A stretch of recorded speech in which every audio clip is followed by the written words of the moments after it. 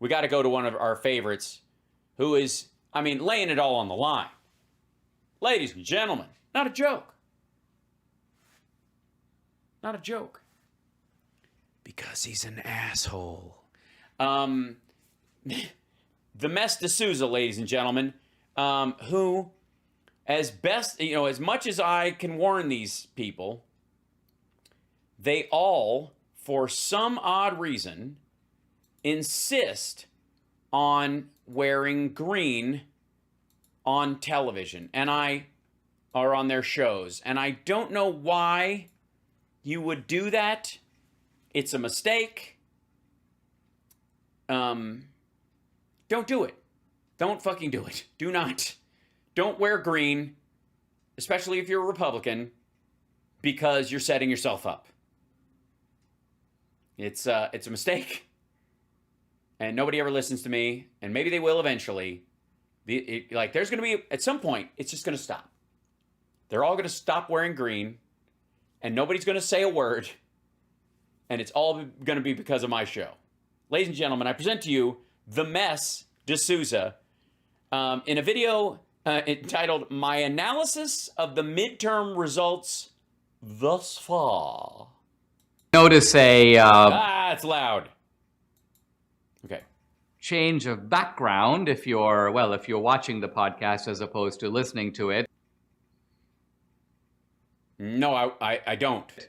And I am in Florida. With the same pictures behind you.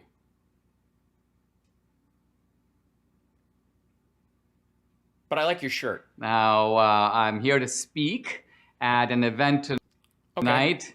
Debbie was like, are you sure you want to go to Florida? Isn't there a hurricane coming to Florida? Yes, it's stupid. Debbie's an idiot, but she's not that dumb. It's a tropical storm now, but who knows what it's going to become. And Debbie's a little bit of a catastrophist, so I'm like, yeah, that's why she's perfect to have on the show. I think I'll be okay. The organizers aren't canceling the event, so I kind of have to be there. No, I'm not going to take that picture down. Sorry, Jinx. This is what he's got to live with. I can't leave 400 people at a dinner without a speaker. Sure you can. So I made my way. I mean, you're not going to say anything they don't already know, and you're not going to say it in a way that's making it interesting. Last night to Florida, and here I am in a studio in Orlando. Debbie's actually at our home studio in Texas, and a little bit later in the podcast, I'm going to bring her on. We're going to talk together about some of the things that have been happening in the midterms. Very exciting. I can't wait. I hope you can sum up basically where we are, because I got a thing, and I would love to listen to both of you blather on and talk out of your ass, but it's just, there's so many. Well, what a day. What a night it was last night. Oh, what a night.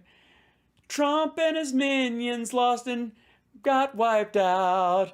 Oh, the mess, what a night. And I gotta say, it was a rough night, a bad night, kind of.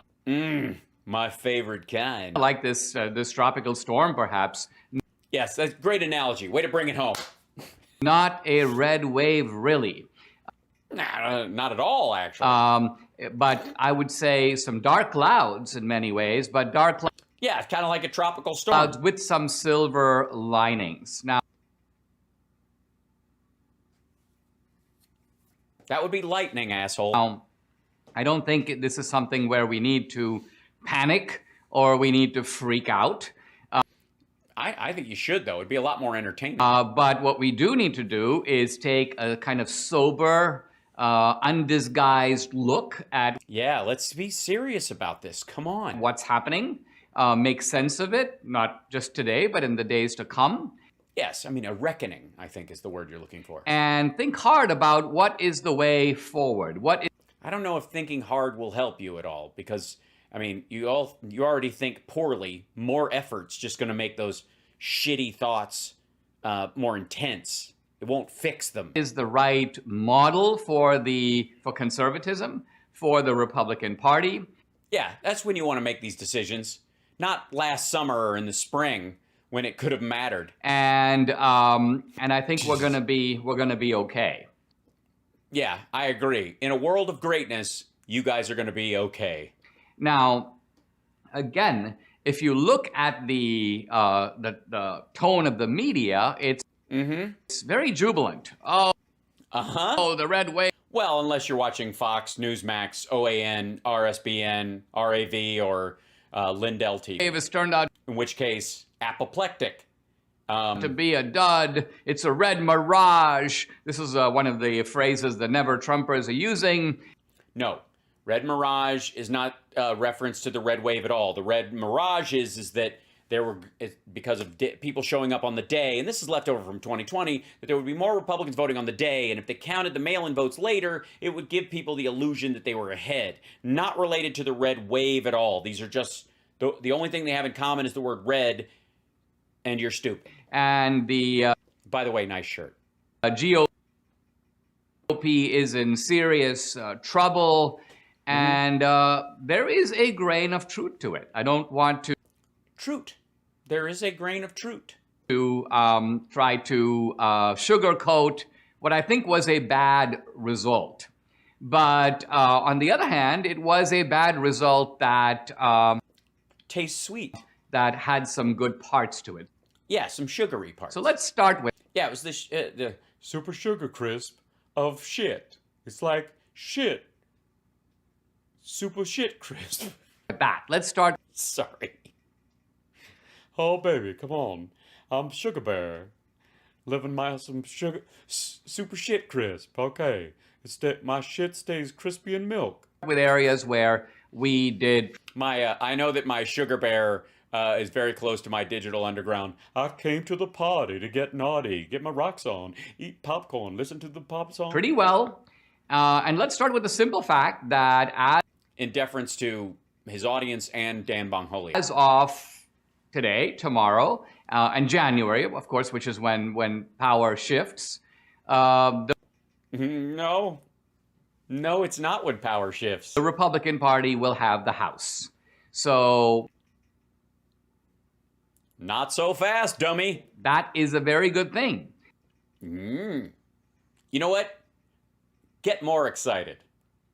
Get a lot more excited. Get super excited.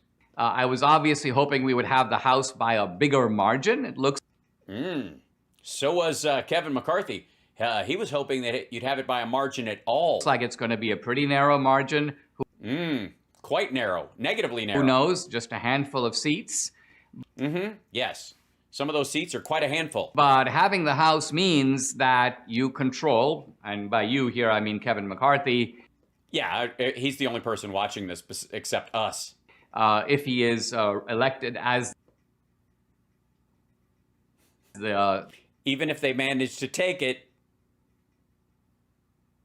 he'll automatically be in that role, and then they're going to have a vote, and it's going to be a fucking... You ever see footage of hammerhead sharks when one of them cuts themselves shaving? Speaker will control the committees, he will control the legislative agenda, and this means that nothing is really going to go through without Republican sign-off. Uh-huh. And what are their priorities? What are they going to try and get done? What's the big deal? What do they want to try for? Cancer moonshot? They're going to sign on to that? They're going to, what do you think? The Iran deal, stopping Iran from getting a nuclear weapon? What do you think? How about our cyber war that we're having with China right now? You think they're going to sign off on that, or they're just going to sit it out? What do you think? Oh, I'm sorry. They're going to investigate the Hunter Biden laptop. I see. Remember that bills begin in the House. Bills that become laws begin in the House, then they go. Oh, I know the song. Yeah. I'm just a bill. Yes, I'm only a bill. And I'm sitting here on Capitol Hill, where I will go fucking nowhere till they throw me in the river. To the Senate, then they go to the president. So, and I have to get past a white Republican with a bad liver, and I don't know if I'm gonna make it. Biden, if he wants to get anything through from now on, will need to negotiate with McCarthy. Or McCarthy, if he doesn't want to have a zero effectiveness rate on their legislative ability to do anything for their constituents, is going to have to work with Democrats and the president. They're not the wall. Biden's the wall. Biden has the veto pen. The Senate is going to be in Democratic hands. Sorry. And A lot of the Senate, they don't have to run again for a while. And Biden doesn't have to run again if he doesn't want to, but he's going to. And he's got shit done. He's got a legislative win. This Congress wouldn't if they just sit on their fucking hands. And in many ways, with regard to things that the administration is doing, the House will be alone in a position to sort of hog tie the administration. And Oh, like infrastructure spending or helping Ukraine or, developing international trade deals or making sure that the country pays its bills so that we maintain our credit rating so that it doesn't cost us money to spend money. so that's a good thing. Based on what? What about What are you going to do? the Senate? Yeah, fuck you. No, you don't get to move on to the fucking Senate. What are you going to do? Okay. He just brought up the Republicans taking control of the House, and what did he say they would do? What is it's good that they're going to do? What's good? Nothing. They're just going to stop whatever's happening in the House or in the Senate and in the White House. That's it. Congrats. You've taken a 500-member body and ground it to a fucking halt. Who cares? Jesus Christ. Well, as of now, we don't know. As of now, the Senate hangs in the balance. What'd I do, Benny Loco? It is possible the Democrats will retain their 50-50 majority, and I say majority because if it is 50-50, then Kamala Harris breaks the tie. Yeah, we're actually going to have 51. It's possible Republicans will get to 51.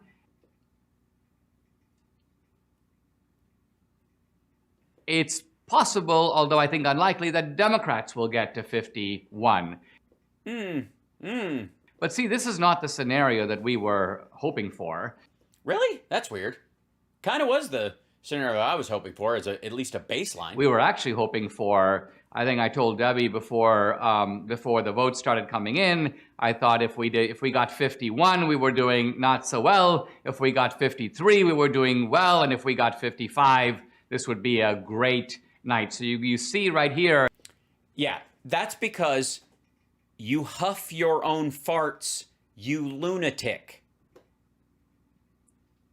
Anybody who thought that was even a remote possibility had a tube hooked up to their own ass and they were smoking it like a hookah. Are you insane? There was never, ever gonna be an even close swing at 53, 54, 55. Get the fuck out of here. No. What are you, stupid? That's just blanket lunacy. It's nuts. That's just, that was never going to fucking happen. Not ever.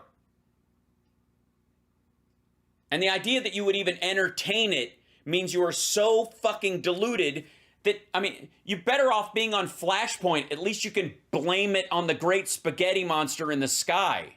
My prophecy was right. God was just fucking with me. That we are at the low end of Republican expectations. And of course, at this point, I will be very happy if we just take the Senate by one seat. You're not going to. Because then you have the House and the Senate. Now, you don't actually need both to block legislation. One but judges is sufficient. But there are things that the Senate does exclusively. Here's something that Dinesh, the mess, will bring up specifically that everybody else seems to be blind about, especially idiots like Bongholio and Greg Gutfeld. So I don't think this is likely, but let's say, for example, there's a Supreme Court opening in the next 2 years. Well, it turns out the House has nothing to do with that. Right. Biden makes a nomination. It goes through the Senate. So exactly. If it's by the way, that's true of circuit judges, the people who tee up to maybe join the Supreme Court in a second term. Stupid. The Democratic Senate, you can virtually be assured that this nomination will go through. That was good. You put a pin in that. That will then be very bad because we now have a clear 5-4 and kind of a 6-3 majority. Kinda. So it will then go to a 5-4 majority, but in some respects, we can't even always count on those 5 votes. Fuckers. So we'll lose the court. So these are very consequential decisions that are coming out of the midterms. And we're waiting to see if Adam Laxalt will beat Cortez Masto.